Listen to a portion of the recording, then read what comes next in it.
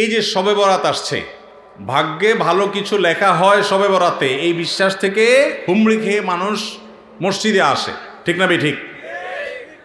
ভাগ্যে ভালো কিছু লেখা হয় কবে? একটা হলো মানুষের সৃষ্টিরও 50,000 বছরে আল্লাহ তাআলা ভাগ্য নির্ধারণ করেছেন। আরেকটা হলো প্রতি বছর যেই রাতে আল্লাহ কোরআন নাজিল করেছেন, আল্লাহ সূরা দুখানে বলেছেন, সেই রাতে অর্থাৎ লাইলাতুল কদরে আল্লাহ তাআলা সব গুরুত্বপূর্ণ বিষয় ধার্য করেন। শবে বরাত যেটাকে আমরা বলি মধ্য শাবানের রাত, এই রাতে ভাগ্য নির্ধারণ হয় এই মর্মে বিশুদ্ধ হাদিস বর্ণিত নাই। তারপরে আমরা জেনারেলি বলি ভাগ্যে যেন ভালো কিছু আল্লাহ লেখেন, আপনার নসিবে যেন ভালো কিছু আসে, আপনার রিজিকে যেন আল্লাহ বরকত দান করেন, এর জন্য বেশ কিছু আমল আমরা কোরআন হাদিসের আলোকে বলতে পারি, সাজেশন দিতে পারি। তবে তার আগে আমাদেরকে জানতে হবে যে ভাগ্য সুপ্রসন্ন হওয়া বা রিজিকে বরকত হওয়া বলতে কি বোঝায়। ভাই, রিজিকে বরকত হওয়া বলতে বোঝায় আপনি যা কামাই করবেন এর ভিতরে আল্লাহ তাআলা কল্যাণ দিবেন, যা কামাই করবেন এর ভিতরে বরকত হবে। প্রাচুর্য না, অনেক টাকা না, যা হবে এটাতে কি হবে? বরকত হবে। আমরা কি বরকত চাই না সম্পদ বেশি চাই? বরকত চাই। বরকত যদি চান, এক নম্বর হলো ঈমান এবং তাকওয়া লাগবে। আল্লাহ বলেছেন ওয়ালাউ আন্না আহলাল কুরআ আমানু ওয়াত্তাকাও লাফাতাহনা আলাইহিম বারাকাতিম মিনাস সামা। যদি কোনো জনপদের লোকেরা ঈমান আনে, আল্লাহর ভয় অন্তরে লালন করে, আল্লাহ বলেছেন আসমান থেকে বরকতের সব দুয়ার খুলে দেওয়া হবে। এজন্য ভাই, ঈমান যদি থাকে, তাকওয়া যদি থাকে, গুনাহমুক্ত জীবন গড়ার সংকল্প যদি থাকে, বরকত আসবে জীবনে। নাম্বার 2, ইস্তেগফার বেশি বেশি করলে, আল্লাহ বলেছেন সূরা নূহের মধ্যে, যদি কেউ ইস্তেগফার করে, নূহ আলাইহিস সালাম তার জাতিকে বলেছেন ফাকুলতু আস্তাগফিরু রাব্বাকুম ইন্নাহু কানা গাফফারা ইউরসিলিস সামাআ আলাইকুম মিদরারা ওয়া ইমদিদুকুম বিআমওয়ালিন ওয়া বানিন ওয়া ইয়াজআল লাকুম জান্নাতিন ওয়া ইয়াজআল লাকুম আনহারা। আল্লাহ নবী নূহ আলাইহিস সালাম বলেছেন, আমি আমার জাতিকে বলেছি তোমরা আল্লাহর কাছে ইস্তেগফার করো, ক্ষমা প্রার্থনা করো। বেশি বেশি ইস্তেগফার করলে আল্লাহ তাআলা রিজিকের মধ্যে বারাকা দিবেন, অভাব দূর করবেন, সম্পদে এবং সন্তানে আল্লাহ তাআলা বরকত দান করবেন। তাহলে 2 নম্বর আমল হলো ইস্তেগফার করা, রিজিকে বরকত হবে ইনশাআল্লাহ। নাম্বার 3, শুকর আদায় করা। আল্লাহ বলেছেন লা ইন শাকারতুম লা আযীদান্নাকুম। আপনি কোনো কিছু পেয়েছেন, আলহামদুলিল্লাহ বলেন, যা পাইছেন শুকর আদায় করেন, আল্লাহ নেয়ামত বাড়ায় দিবেন। দান সাদাকা করা। আল্লাহ তাআলা বলেছেন ইয়ামহাকুল্লাহুর রিবা ওয়া ইউরবিস সাদাকাত। আল্লাহ সুদকে ধ্বংস করবেন, তবে সাদকা এবং দান এটাকে আল্লাহ তাআলা বাড়িয়ে দিবেন। এই জন্য কেউ যদি দান করে, আল্লাহ তাআলা তাকে কি দেন? বরকত দান করেন তার রিজিকে।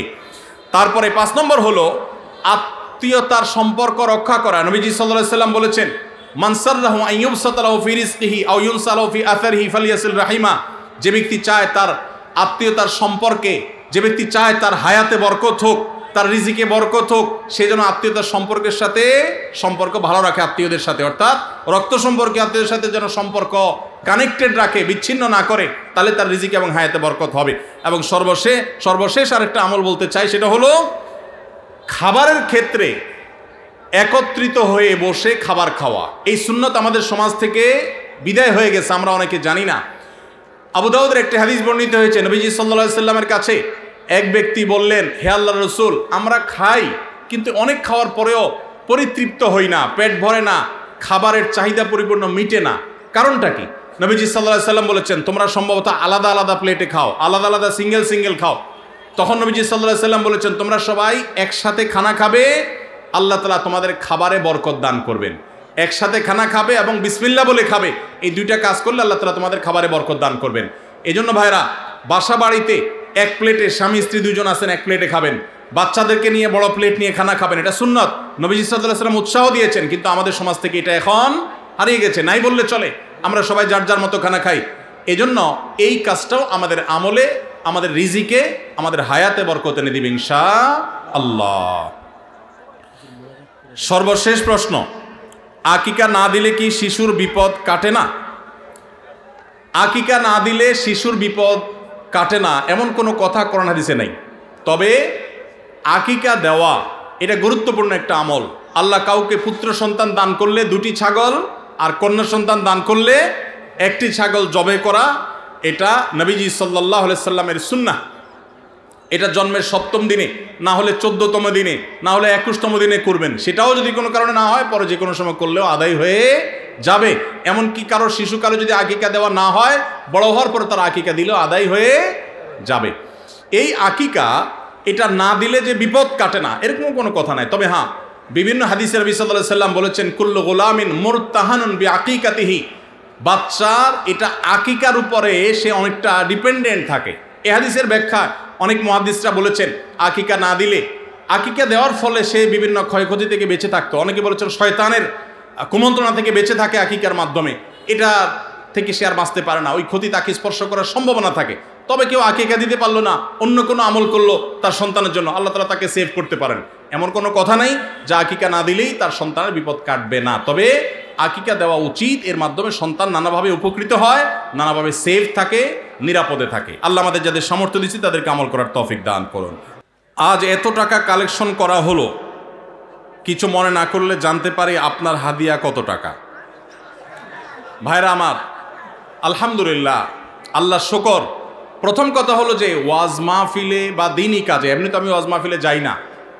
আপনাদের এলাকার এই ভাই, কি নাম ওনার, হানিফ ভাই বোধহয়, হানিফ ভাই, উনি আমাদের অফিসে লোক পাঠাইছেন। তিনি বলতেছেন যে আমাদের অফিস থেকে লোক নাকি বলছে যে আমরা এই মাহফিল করব। এটা বহু কয়েক মাস আগের কথা, আমাদের মনে নাই। যেহেতু ভাই বলছেন, মুসলমান তো মিথ্যা বলবে না, তাহলে হয়তো আমাদের কেউ বলছে। আমরা সেই ওয়াদা রক্ষা করার জন্য আসছি। আসার ক্ষেত্রে আমি হানিফ ভাইকে আমার অফিস থেকে শর্ত দিয়ে দিছি যে মাহফিল করার পর আমাকে কোনো টাকা পয়সা, কোনো হাদিয়া দিবেন না, এই শর্তে আমি আসতে পারি। আলহামদুলিল্লাহ, ওনার সাথে আমার চুক্তি হয়েছে হানিফ সাহেবের কাছে, আমি খাবো না, কোনো হাদিয়াও নেব না। আলহামদুলিল্লাহ, আমি এখানে খানাও খাই নাই, হাদিয়াও নেব না ইনশাল্লাহ। এই চুক্তি করেই আমি আসছি। কোনো জায়গায় কেউ যদি আমাদের পথ খরচ দেয় বা হাদিয়া দেয়, আলহামদুলিল্লাহ, আমরা যেখানে মানুষ খুব জোরাজোরি করে নেই। আর যদি কোনো মসজিদ মাদ্রাসা হয় বা দিনী প্রতিষ্ঠান হয়, সচরাচর আমরা চেষ্টা করি পথ বড়াটাও নিজের পকেট থেকে দিয়ে যাওয়ার। এটা যেহেতু প্রশ্ন খোঁচা মেরে করেই ফেললেন, সেই প্রসঙ্গে বলা, হানিফ ভাই এখানে উপস্থিত আছে, সাক্ষী উপস্থিত আছে, ওনার সাথে চুক্তি করা হয়েছে। যেহেতু মাদ্রাসার মাহফিল, মাদ্রাসার জন্য দুনিয়ার টাকা উঠানো লাগতেছে, একটা মসজিদ নাই, বাচ্চাদের থাকার জায়গা নাই, তাহলে এখান থেকে আমার হাদিয়া নেওয়া লাগবে কেন? আলহামদুলিল্লাহ, আমার চলার মতো ব্যবস্থা আল্লাহ তাআলা আমাকে দিয়েছেন, যথেষ্ট দিয়েছেন। অতএব আপনারা বরং মসজিদের জন্য সহযোগিতা করবেন, জমির জন্য সহযোগিতা করবেন, করবেন তো ইনশাআল্লাহ? মাদ্রাসার ছাত্রদের থাকার ভালো ব্যবস্থা যেন হয়, সেজন্য সাহায্য করবেন, ঠিক আছে না ইনশাআল্লাহ? আর আমাকে হাদিয়া দেওয়া লাগবে না, ইমাম সাহেবদের বেতন বাড়াই দিয়েন। ইমাম সাহেবদের বেতন বাড়াই দিবেন তো ইনশাআল্লাহ? ইমাম সাহেবদের বেতন বাড়াই দেওয়ার তৌফিক আল্লাহ তাআলা আমাদেরকে দান করুন। ওলামা একরাম ওয়াজ মাহফিলে যারা আসেন তাদেরকে সম্মানজনক হাদিয়া দিবেন। আমি নিচ্ছি না, আমার আলহামদুলিল্লাহ না নিলেও চলে, এবং মাদ্রাসার মাহফিল দেখে নেই না, অন্য কেউ জোর করলে হয়তো নেই। কিন্তু যারা অন্যান্য ভাইরা আসেন, ওয়াজ মাহফিল করেন, অনেকে আছে রাতে গাড়ি অ্যাক্সিডেন্টে মাহফিল থেকে যাওয়ার সময় পুরো গাড়ি শেষ হয়ে যায়, আছে না? অনেকে আছে গাড়ি অ্যাক্সিডেন্টে নিজে অসুস্থ হয়ে যায়, মারা যায়, রাত বিরাত জাগা লাগে, তাদেরকে সম্মান করবেন। কিন্তু এর মানে এই না যে চুক্তি করে লাখ লাখ টাকা ওয়াজ করে কামায়, এই ওয়াজ ব্যবসায়ীদেরকে আমি প্রশ্রয় দিতে বলি নাই। কিন্তু ওলামাদেরকে সম্মান করবেন। এখানে দুই দিক থেকেই সমস্যা আছে। হুজুরদের অনেকে যেরকম চুক্তি করে, এটা যেমন একটা সমস্যা, আবার ওয়াজ মাহফিলের আয়োজক অনেকে আছে অনেক ধান্দা করে, সেটাও একটা সমস্যা। আমি আজ থেকে অনেক বছর আগে, আপনার জেলার নাম বলবো না, যে কোনো এক জেলা মাহফিলে যাওয়ার পর আমি দেখি এরকম মোটা একটা খাম ধরাই দিছে আমারে। পরে যায় খুলে দেখি ওখানে টাকার সাথে বাকি সব কাগজ দিয়ে মোটা করে দিস। এত নিকৃষ্ট মানুষও এই সমাজে আছে। তো এই জন্য সংশোধন বক্তাদেরও হইতে হবে, আয়োজকদেরও হতে হবে, শ্রোতাদেরও হওয়া লাগবে। শ্রোতারা ওয়াজে আসছেন কি জন্য? কিছু শুনে আমল করার নিয়তে। এই যে এতগুলো কথা শুনছেন, এগুলো আমল করতে হবে, ঠিক আছে না ভাই ইনশাআল্লাহ? যদি শুধুমাত্র ওয়াজ মাহফিলে আসেন তামাশা দেখার জন্য, তাহলে হবে না, আমল করার নিয়তে আসতে হবে। আয়োজকদের উদ্দেশ্য হবে আল্লাহর সন্তুষ্টি, আলোচকদের উদ্দেশ্য হবে আল্লাহর সন্তুষ্টি, এবং শ্রোতাদের উদ্দেশ্য হবে কি? আল্লাহর সন্তুষ্টি। আল্লাহ তাআলা আমাকে, আপনাকে, আমাদের সবাইকে ইখলাসের সাথে কাজ করার তৌফিক দান করুন।